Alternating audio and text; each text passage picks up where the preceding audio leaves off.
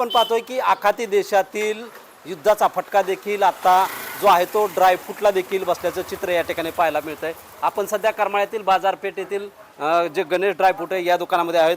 उद्या आपण पाहतोय की मुस्लिम समाजांचा जो पवित्र जो सण आहे रमजान, त्यानिमित्त जे आहे ते या ठिकाणी जे आहे ते ड्रायफ्रूटचे देखील मोठ्या प्रमाणात मुस्लिम समाजासाठी लागलं जातं। शिरखुर्मा हा पदार्थासाठी अनेक ड्रायफ्रूट लागतात। आपण सध्या पाहू शकतो की या ठिकाणी जे आहे ते ड्रायफ्रूट आहे, यामध्ये या युद्धाचा फटका या ड्रायफ्रूटला देखील बसल्याचे चित्र या ठिकाणी पाहायला मिळते। यामध्ये त्याची दरवाढ देखील झाली आहे। सध्या आपल्याबरोबर जे विक्रेते आहेत ते आपल्याबरोबर काय सांगाल? सध्या रमजान महिना सुरू आहे, उद्या शिरखुर्म्यासाठी वेगवेगळे ड्रायफ्रूट्स आहेत, कशा पद्धतीनं या युद्धाचा फटका बसला आणि काय काय वस्तू मागलेत?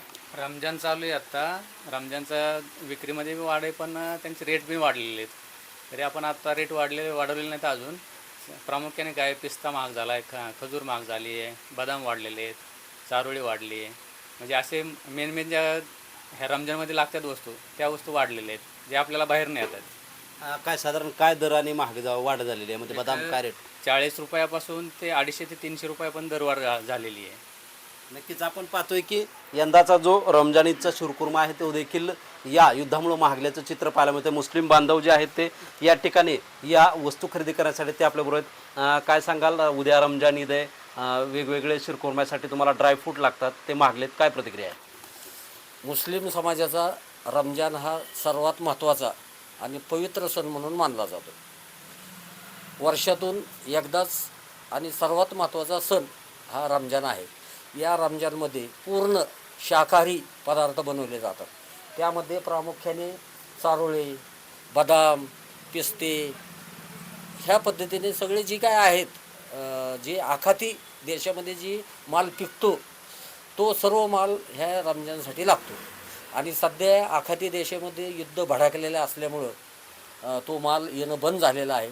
सगळं बंदरामध्ये ते सगळं अडकाअडकी झालेले असल्यामुळं तिथं दुकानदाराकडे सुद्धा माल येत नाही। आणि आहे ह्या पोझिशनमध्ये सध्या 200 ते 250% ही महागाई झालेली आहे। तरी परंतु आपलं नशीब आहे ह्या करमाळ्याकरांचं की जेणेकरून ते आपल्याला आहे ह्या जुन्या रेटमध्ये देतात। ही सगळ्यात महत्त्वाची आणि एक वेगळं त्यांचं एक धोरण आहे। त्याबद्दल ह्यांनी अद्यापर्यंत रेट वाढवले नाहीत, पण ह्यांना आता माल खरेदी करायचं म्हटल्यावर वाढून घ्यावा लागणार आहे आणि त्याच्याशिवाय सणच साजरा होत नाही, ही वस्तुस्थिती आहे। आपण पाहतो उद्या शिरखुर्मा बनवला जातोय, दर वाढलेले ड्रायफ्रूटचे, नेमकं आता मुस्लिम बांधव म्हणून आपण खरेदी करताय, काय तुमच्या भावना आहेत या दरवाढीमुळं? तर मुळात कसं आहे, महागाई असली आणि काय जरी झालं तर शेवटी सण आहे, तो साजरा करावाच लागतो ना। आधी खिशाला चाट तर बसणारच आहे, त्याशिवाय सण साजरा होणारच नाही। आणि त्याला त्या सणाला ते महत्त्व आहे। ते जे जो ड्रायफ्रूट जो माल आहे त्याच्याशिवाय हा सणच होऊ शकत नाही। शिरखुर्मा म्हणून जो पेय आहे त्या पेयामध्ये हे सर्वच घालावं लागतं, ड्रायफ्रूट, सुकामेवा, त्याशिवाय हा सणच साजरा होत नाही। आणि ह्या सणामध्ये एक वैशिष्ट्य आहे की मुस्लिम बांधव हिंदू बांधवांना मोठ्या प्रमाणात बोलवतो आणि हा पदार्थ कुठं खायला मिळत नाही। त्याच्यामुळे हिंदू बांधवसुद्धा मोठ्या आवडीने आणि उत्सुकतेपोटी मुस्लिमांच्या घरी येतात, त्यांना भेटतात, त्यांना त्या पद्धतीने शुभेच्छा देतात। आणि आम्हालासुद्धा बरं वाटतं, राष्ट्रीय एकात्मतासारखंच हा सण साजरा केला जातो। नक्कीच आपण पाहतोय की मुस्लिम समाजासाठी रमजान ईद हा सण जो आहे तो हिंदूंप्रमाणे दिवाळीला जसे असतं तसं मुस्लिम समाजासाठी रमजान ईद हा सण असून उद्या जे महत्त्वाचा रमजान ईदचा शिरखुर्मा पदार्थ असतो त्यामध्ये लागणारे ड्रायफ्रूट हे आखाती देशामुळे जरी महागले असले तरी याचा फटका मात्र सामान्य जे नागरिक आहेत त्यांच्या घरापर्यंत बसत असल्याचं चित्र या ठिकाणी आपल्याला पाहायला मिळतं आहे। शीतलकुमार मोटे, TV9 मराठी, करमाळा, सोलापूर।